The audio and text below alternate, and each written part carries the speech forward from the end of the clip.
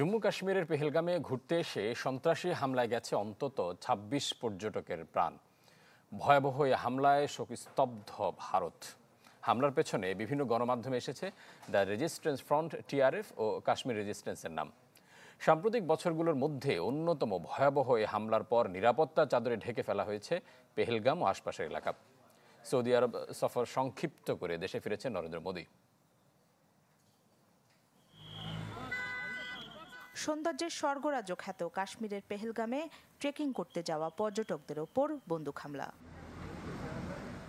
সন্ত্রাসীদের চালানো গুলিতে মাত্র কয়েক মিনিটের ব্যবধানে ঝরতে থাকে একের পর এক প্রাণ। স্থানীয়দের দাবি, পর্যটকদের ভিড়েই মিলেছিল জঙ্গিরা। তাদের কেউ পরেছিল পুলিশ, কেউ সেনা সদস্যদের পোশাক। সবার হাতেই ছিল AK-47। মঙ্গলবার গোটা ভারতকে স্তব্ধ করে দেওয়া এই হামলার দায় নিয়ে সৃষ্টি হয়েছে ধোঁয়াশা। ভারতীয় গণমাধ্যমে পাকিস্তান সমর্থিত কাশ্মীর ভিত্তিক সশস্ত্র সংগঠন দ্য রেজিস্ট্যান্স ফ্রন্ট টিআরএফ এর নাম ঘুরে ফিরে আসছে। বলা হচ্ছে, হামলাকারীদের সবাই সীমান্ত পেরিয়ে পাকিস্তান থেকে ভারতে ঢুকেছে।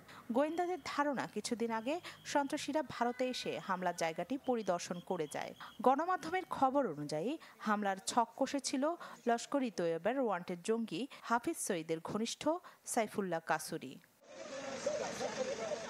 আবার কিছু গণমাধ্যমে এই হামলার নেপথ্যে কাশ্মীর রেজিস্ট্যান্স নামের স্বল্প পরিচিত সশস্ত্র গোষ্ঠীর নাম আসছে। সামাজিক যোগাযোগ মাধ্যমে হামলার দায় স্বীকার করে সংগঠনটির একটি পোস্টও আলোচনায় এসেছে। নজিরবিহীন সন্ত্রাসী হামলার নিন্দা ও প্রতিবাদ জানিয়ে ভারতের বিভিন্ন স্থানে হয়েছে বিক্ষোভ।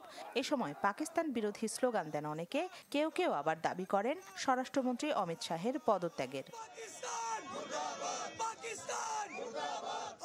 সাম্প্রতিক বছরের মধ্যে কাশ্মীরে ভয়াবহ এই ঘটনায় সৌদি আরবের সফর সংক্ষিপ্ত করে দিল্লি ফিরেছেন প্রধানমন্ত্রী নরেন্দ্র মোদি।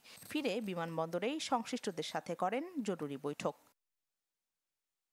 এদিকে এই হত্যাকাণ্ডের পর মোদিকে ফোন করেন মার্কিন প্রেসিডেন্ট ডোনাল্ড ট্রাম্প। নিহতদের পরিবারের প্রতি শোক জানিয়ে দেন ভারতের পাশে থাকার বার্তা। রাখি জেসমিন, চ্যানেল 24। ঢালাইয়ের সেরা প্রিমিয়ার সিমেন্ট।